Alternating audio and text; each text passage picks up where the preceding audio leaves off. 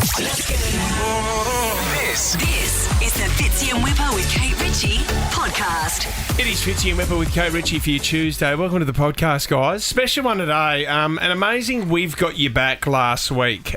We found out that poor Shannon had lost her husband, Jack. Yeah, tough one. To cancer 7 weeks ago. And we wanted to support Shannon. She had 2 young daughters, Freddie and Goldie, and we looked after the family, gave them $10,000 and also $3,000 for the kids for Christmas presents. But the response that we've had from the public has been unbelievable. Yeah. The GoFundMe page, which is up at our Instagram, if you'd like to go and make a donation there to the family, has been phenomenal. So much money, so we say thank you to the people listening and the people of Australia that have helped out in supporting Shannon and the family. And also, Kate, we got in the podcast today, we do have a special message from Shannon's brother who gets quite emotional. Yeah, I think it's a very tough time for everyone, and lovely for him to have reached out to us to say thank you. Yeah. If you would like to get involved with that one, you can go to our Instagram account and you can click on the link in our bio and you can donate there. The Fitzy and Whipper with Kate Ritchie podcast. Let's talk about a special one, guys, because there was a great moment on the show and we were lucky enough to get this last Thursday. We spoke to Shannon, whose husband Jack had died only 7 weeks ago. If you were listening last Thursday, there's no doubt this brings back a few memories because it was such a powerful chat that we had with Shannon. So last year, Jack was diagnosed with stage 4 terminal spine and brain cancer. So sadly, Jack left behind 2 beautiful girls, Freddie, who's 5, and Goldie, who is 3. If you did miss the story, we wanted to share some of it now. Shannon, her husband, found a tumour on his spine. He was put into a coma and unfortunately Shannon lost her husband 6 weeks ago. Yeah, they have 2 small children. You know, my daughter Goldie, who's only 3, still asks me every night, you know, why can't Daddy be here and why can't Daddy say goodnight? It's hard because Jack was my soulmate. Nothing can prepare you for them to go because all you want is time. Oh my goodness, I'm so sorry. Don't know how you do it, Shannon. You've had to pack up everything. You've had to sell the home, Jack's business, everything. We're here to tell you that we've got you back. We're going to give you $10,000 to help with the burden during this time. You can focus on the family and you can have a Christmas remembering Dad and your beautiful husband. Oh my God, I can't thank you enough. That is so generous. They're so grateful. That's just so kind. They're lucky to have you, those kids, Shannon. You look after yourself. I will, thank you. Thanks, you Shannon. too. See you.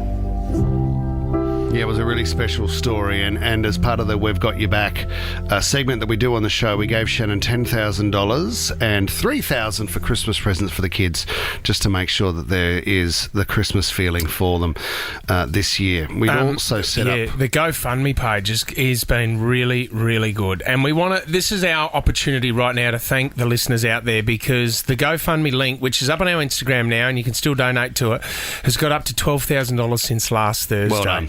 Well done, guys. That's an amazing effort. Well done, everyone. It wasn't just, what we said to her, but it's obviously resonated with you, and she cannot thank us enough. Shannon's just been writing us emails and just saying thank you for everybody, who's contributed. 100%. Yeah, it's amazing the people who have been in touch, not only through our socials, but even our private ones. And the GoFundMe page is incredible, $12,000 in excess of. But even those people who aren't in a situation to donate themselves, just their warm wishes and their support, and it's good to hear these stories at this time of year, I think, because it does remind you that everybody out there is trying to push everybody along in the right direction. Yeah, 100%.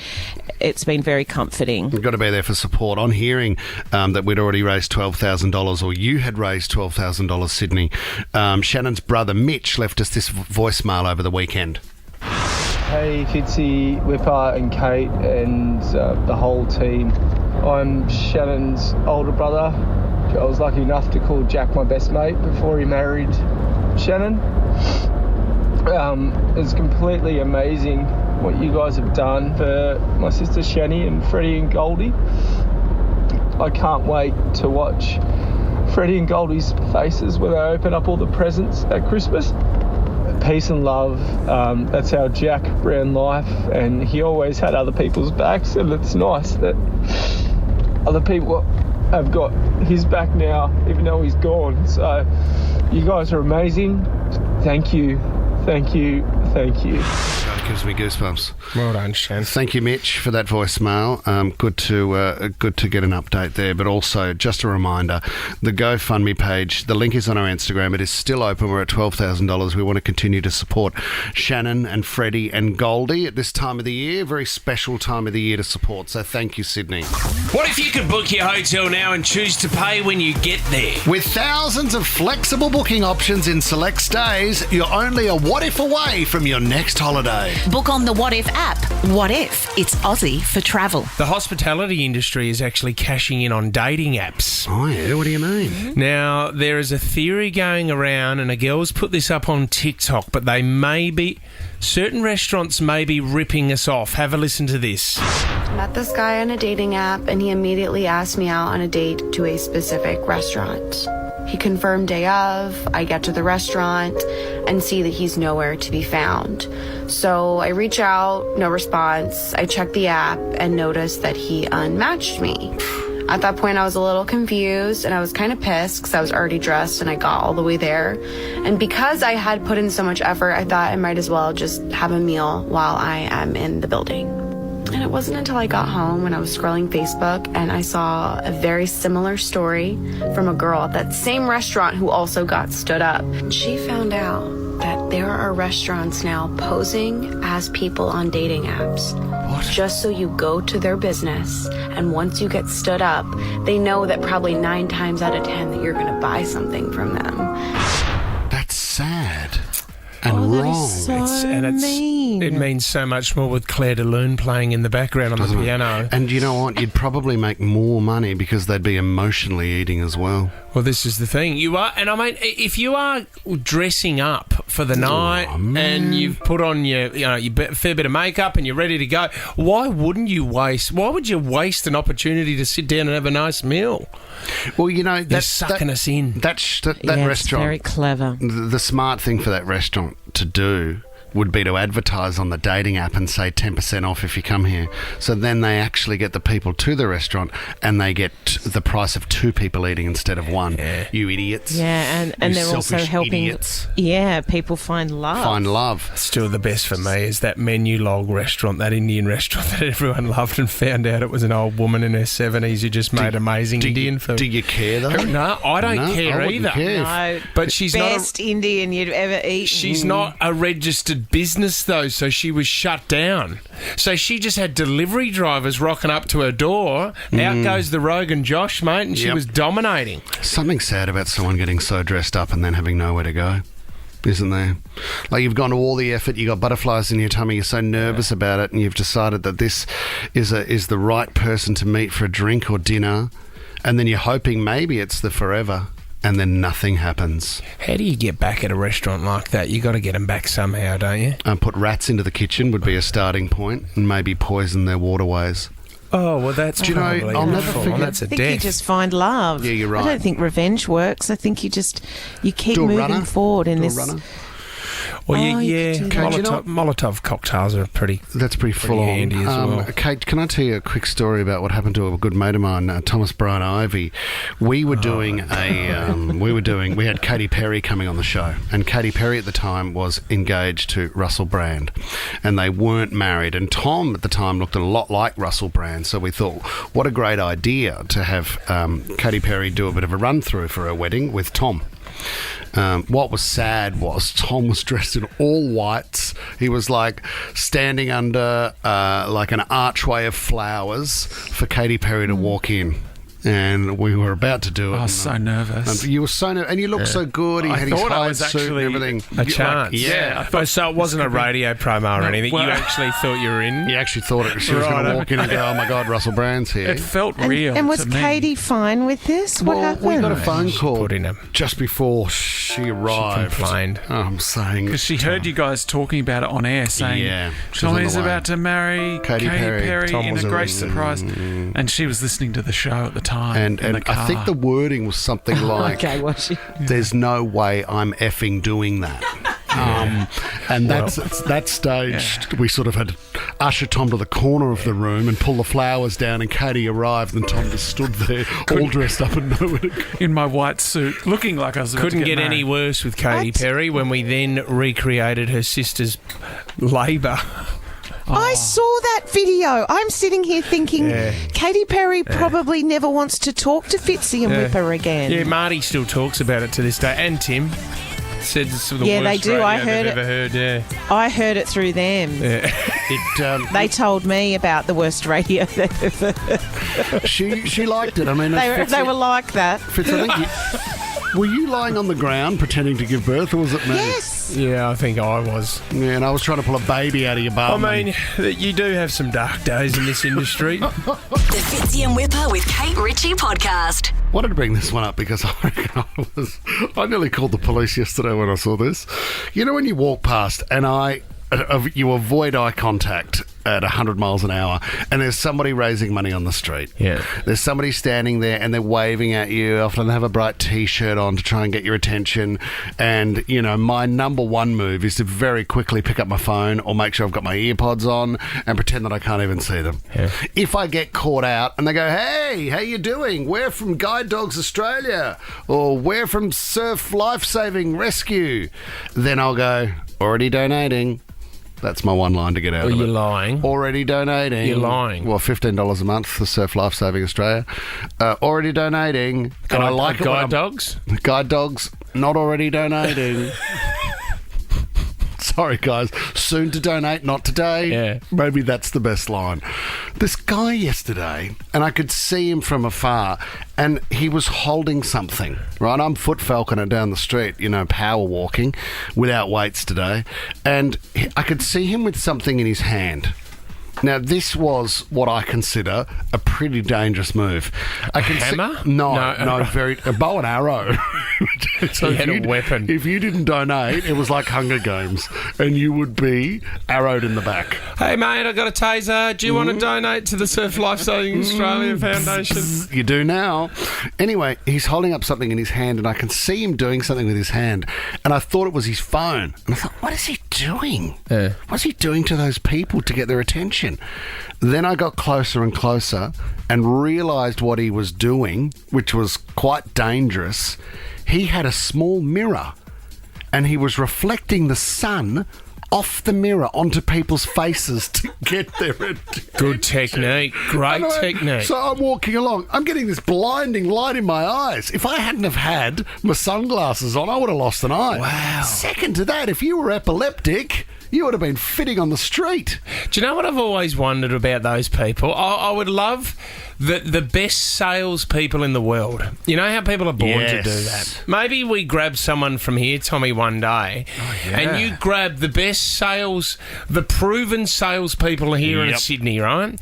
And you take them and they've got to go and raise money on the street with something as simple as that. Yeah, a blinding mirror. Just to see what their techniques would be to get people over the line. It's not bad.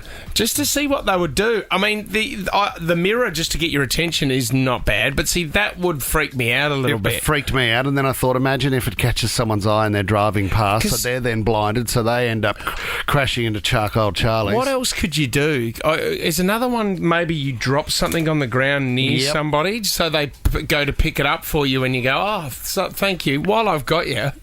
I mean, you've got to look... Have you ever donated to Funk and Wagnall's encyclopedias? They're really taking off.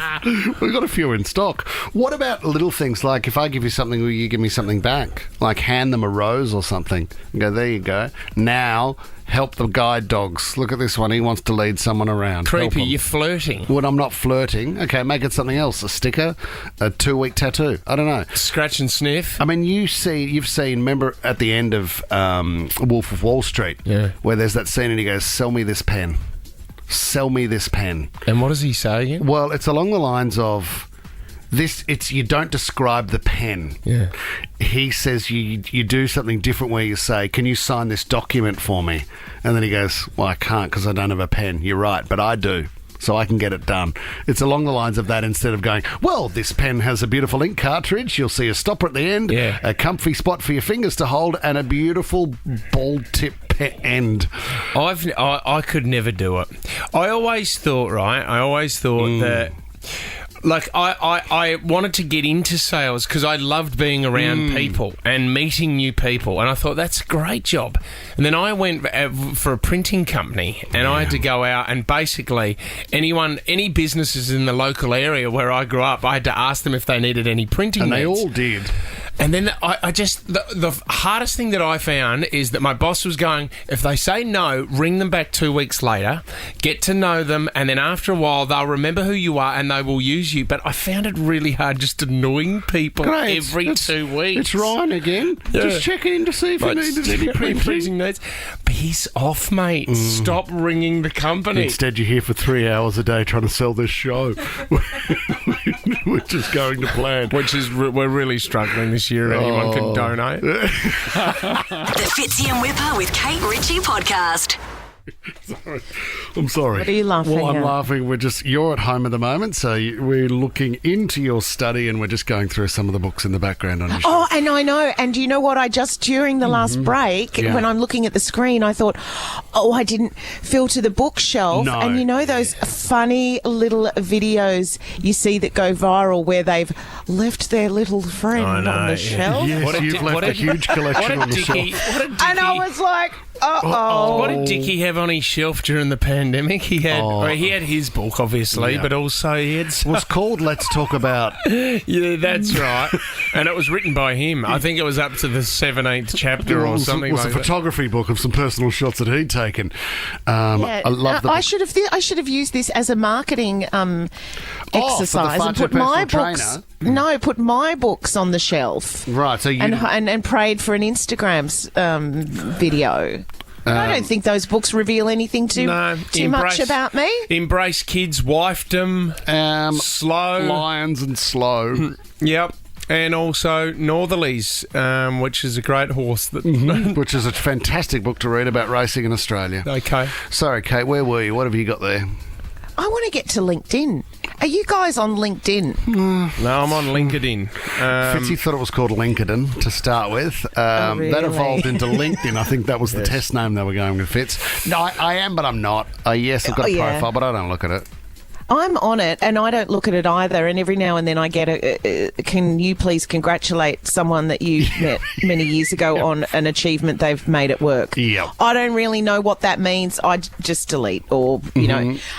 They do tell you, I think, with LinkedIn how many people have visited your profile. Okay. I kind of feel like with my work and career... I don't think people are using LinkedIn to find me, and I don't think I'm using LinkedIn to find a job. Well, this isn't real work, and you don't really have a career, so you sort of remove... Mate, do you want me? My Logies are within 6 feet of me right now. That's what I should have lined up on the shelf here this morning. We've already been subject to the books. We don't want the Logies as well. And we know you've got a healthy plant in the background. Who cares? You've tidied that room too. I've been in that study. You have cleaned it up. There was crap all over that desk 2 weeks ago. No, do you know what? That view, beautiful. You don't want to see the rest of what I can see. Oh, it's my goodness! Only corner. Get back to LinkedIn. There's a woman who's using it as a dating app. She's saying that she's tried all of the others. She's tried Tinder and Hinge and Bumble, and I don't know. She doesn't seem to have Raya on this list. Yeah. But she's using LinkedIn, and I just wanted to know whether anyone has actually met their partner or kind of uses it as a device to kind of, find a professional that they're into. 13 24 10 if you have.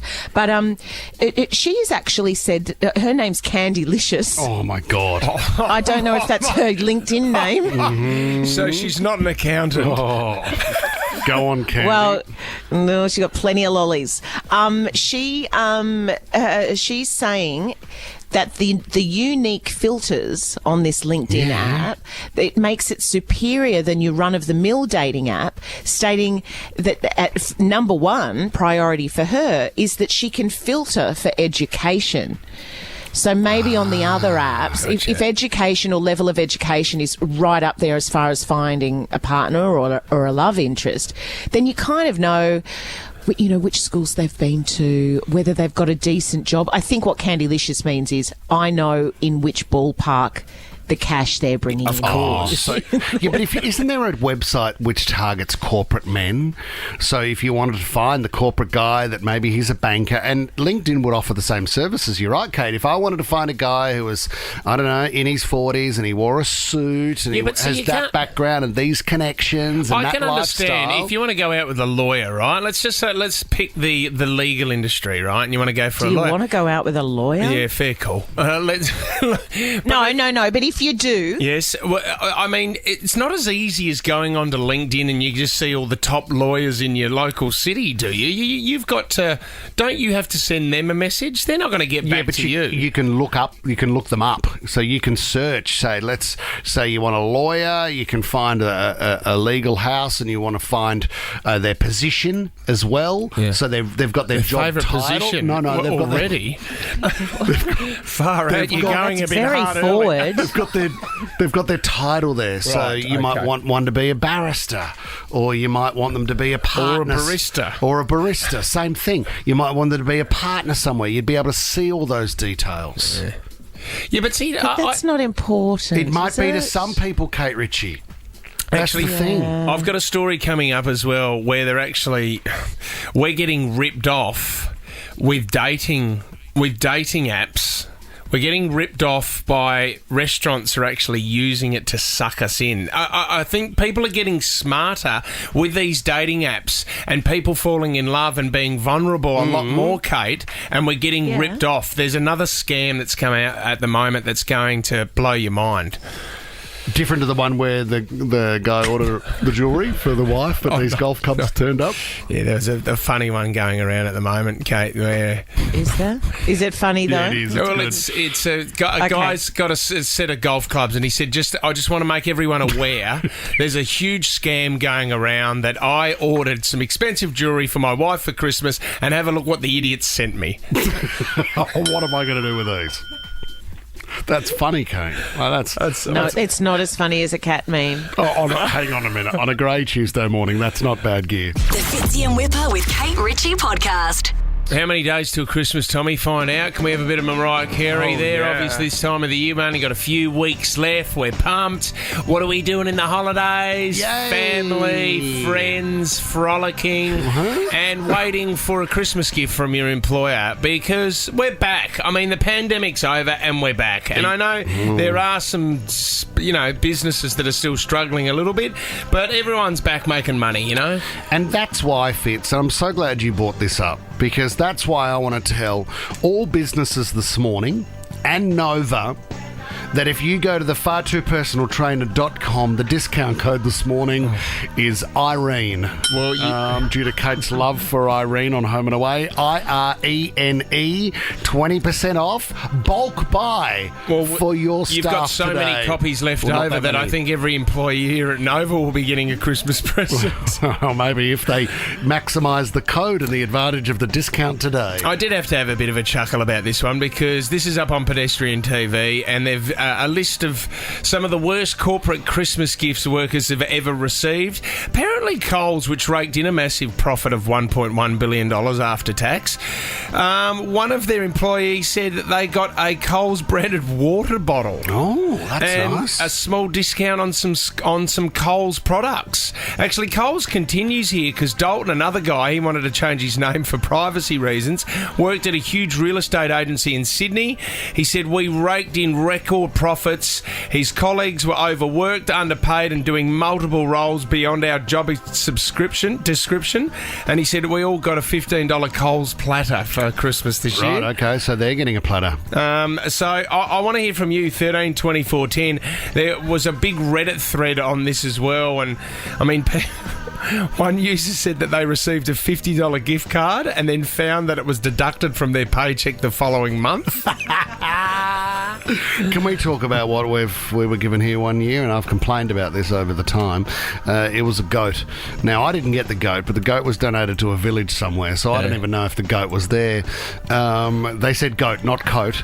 And the goat, I assume, was for milking purposes in the village. I don't even know, mate. I mean, I hope the villagers liked the goat. The goat could have had a disease. The goat could have died the next day. Another bloke said here, the men all received a bottle of craft whiskey, even though the one guy was a well-known recovering alcoholic. That's a big one. I've made that mistake before. You did, didn't you? For tickets, midnight oil tickets. Are you sure it wasn't a goat staff member for that website that we... Well, greatest of all time. No, that is long gone. We burned that years ago. I'm going out the door. Yeah, you'll lose your job if you're not careful, mate. Melinda and Menai, you had a shocker of a work Chrissy present? It was a shocker. I worked in retail. There was about 10 of us. We received a box, a lovely gift box, but inside were 3 Popper juices, 4 little snack packs of Oreos, and 2 snack packs of lollies. Oh, my God. You would have thought you were on an aeroplane sitting in economy. What? There was 10 people to share around. We all had to take a sip of the Popper. Okay, who wants the red snake? Who wants the green one? I still have my Mitsubishi 3 Diamonds deck chair that I got one year from the company when I was in the seat section. It's still going. It hasn't broken. Why isn't there a fund, right, where the business donates $1 every month based on how many employees there are? So if you've got 200 employees, there's $200 a month. By the end of the year, you've got an awesome Christmas present that's already covered. It turns up in a nice hamper or deck chair, and then it's sorted. It's not bad. Damien in the Shire, what did you get from work, Damien?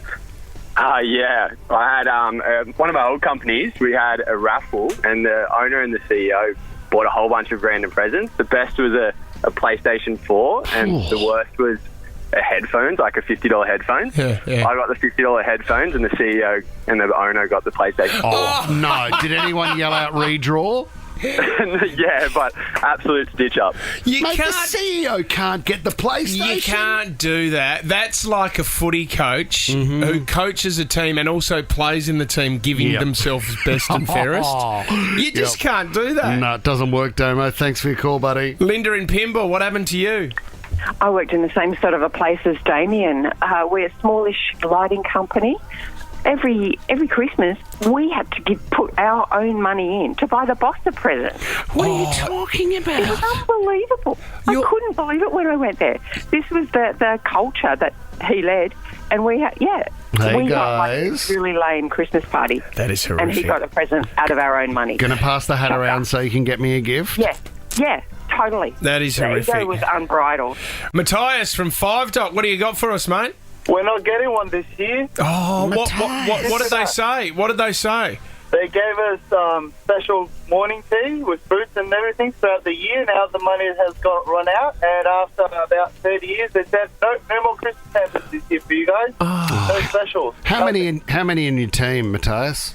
My team, about 30 people. 30 people, Matthias. Company, about 500. Do you get an extra week off over Christmas, or are they looking after you holiday-wise? No, I'm doing overtime because they can't get people still in. Oh, Matthias isn't happy. Tommy, can we throw something in for Matthias? He's feeling why don't a we bit give broken. Matthias an Amazon Alexa Echo Pop and Echo Dot smart speaker? Nice. Wow, there you go, mate. Have a good one. And no worries, Matthias. Let's go to Carol in Canterbury. What was the gift that you received, Carol? Hi guys. I reckon I work for the biggest tight ass in Sydney. I work for a massive betting agency. Yep. And at Christmas time, so imagine we've done Melbourne Cup, NRL, all throughout the year. He brought a carton of beer and we got a 6-pack each between 4 employees. It's hard to say if betting agencies are making any money, though, Carol. Oh, you're kidding, aren't you? Please. Carol. You work in Melbourne Cup. Come on. Carol, was that... Do you look at your fellow employees, roll your eyes and go, is this it? I went tight ass. That's all I said. Yeah, that's how a boss gets a nickname. You know what, Carol? Carol, quickly before you go, what was the beer, Carol? Was it a good beer? Oh, it was Crown, but I don't like Crown. So. It was great back in 1995. Yeah, Hey, exactly. Carol, I'm going to throw in a copy of the Far Too Personal Trainer for you. Don't. No. Oh, I can't wait to read that tonight. Oh, I'll tell you what, Carol, you'll know all about it. Mate, she's already had a setback with a Carol, gift. you're going to... Oh, this will shake you up a bit, Carol, it's perfect for throwing at your boss. What? I don't work for him anymore, so... Well, good work. Good on you, Carol. Well done, Carol. Let's go to Shondell and St Clair. What did your work get you, Shondell? Good morning, guys. So I used to work for a company that sold perfumes, gift wares. My mum worked for them too. She got an Oriton handbag. The other girls got perfumes. I got a cookie jar in the shape of a dog. Oh. Step away from the cookie jar. Do you like dogs, Shondell? No, I'm not a fan. Oh, my God. The Fitzy and Whipper with Kate Ritchie podcast. There's always a few teething issues, isn't there, when you're in a new relationship? Yeah. You're kind of trying to work things out. I mean, there are the big things around values, you know, how what you think about your family and how you'd like to bring up your children. Yeah.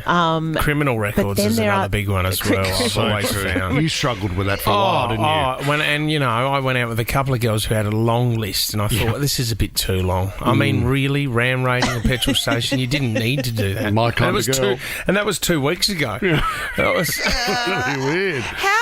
How long into the relationship, though, do you think you need to talk about a criminal record, though? Remember we spoke about that woman or man, or I don't know who it was, but they'd been going on dates and they hadn't revealed that they had 4 kids at home. And they were well into a relationship. Surprise, I don't know how surprise. they'd managed to babysit it for that long, but they hadn't revealed stuff like that. I mean, that has to be date one, the kids. Oh, sure. it has to. Or maybe 4 dates in, you reveal each kid on each date. Got another one. Hey, by the way, I got another one. Guess what? You'd be nervous on the 5th day, wouldn't you? Oh, my God. Can we just seal the deal here? Because, anyway, as far as cleanliness, it's always a big one, especially if you have plans to move in together. I think for a while there when you're dating someone to start with, and I'm going to, I'm a girl, I'm going to speak from the girls, side here. I hear you, sister. Come on, go the girls. So a man that you start seeing can, I guess, deflect his level of cleanliness in the early days if he's living with flatmates, right? Mm-hmm. It's not, maybe it's not his place. He's sharing with 2 other blokes. He can say, "Oh, the dishes, Mike's left them in the sink again." But if someone's living on their own, it's very obvious how they like to keep the place tidy. This woman was talking about her boyfriend's disgusting habit, and that's what we were talking about this morning, is the fact that he doesn't change his sheets, which is such a blokey thing to do. He does them like once or twice a year, and he seriously thinks that's all it requires. That's horrific. Oh, my God. That is. He's obviously, if he thinks that she might be sleeping in the bed, he wouldn't be that lazy not to wash the sheets and have fresh flannelette sheets ready to go just in case something happened that night. No, he's even going so far the other way that when she broached the topic with him, because she's a once a week sheet cleaner, and she said, gives "Look, I a really sheet, think doesn't she? She does. Holy she sheet. absolutely does." Yeah. And she, she said to him, I really think that we need to start washing these sheets more regularly, and he thought it was a joke. There's absolutely no comprehension that maybe you need to wash them any more than that. She said, "I'm on them, they're actually dirty." And his argument was, well, if that's the way you do it and you want clean sheets, then it therefore becomes your job. You deal with it. Fair enough. So no, absolutely not fair enough. Do you know what? Imagine if you could buy a sheet, like, let's say that we're just talking about the fitted sheet that goes on your bed, right? Imagine if you could buy a sheet where when you put it on, there was actually 20 sheets on it and they were disposable. So you could pull one sheet off once a week and then you would just throw that one in the bin and you had fresh sheets. Now that's the sort good of for the thing environment. A disposable sheet? Disposable bed sheets. That breaks down when it's in... 100%. That's so what you need. every year you have 52 sheets that you've thrown away. Yeah, if you change your sheets on a weekly. Yeah, biodegradable. It's so excessive. Somebody I don't make want to that. sleep on plastic. Do you know what? I remember staying at a mate's place one time, and I think he was a bit like this guy, Kate, and it was just, he said, yeah, you can stay in our spare room. It's a really nice room. And when I got into the bed, I lifted up the doona, and it looked like 10 men had a wrestle on the bed. It was just a And disaster. how long were you going out with him for? And I thought he was just a mate who said, was that first, third date, or 6 months in? Fifth date, yeah. I always wait till the fifth. See, the other one as well, BJ always said that there was very early in our relationship and the first time I invited over my house, because my first house I bought for $200,000 and it was this old red brick. It was horrible, and she said it was just so old inside. Stunk. And then Kate, she went to... No, it didn't stink. I always kept it very clean, but she said when I went to the fridge, all you had in there was chicken tonight and cans of Coke.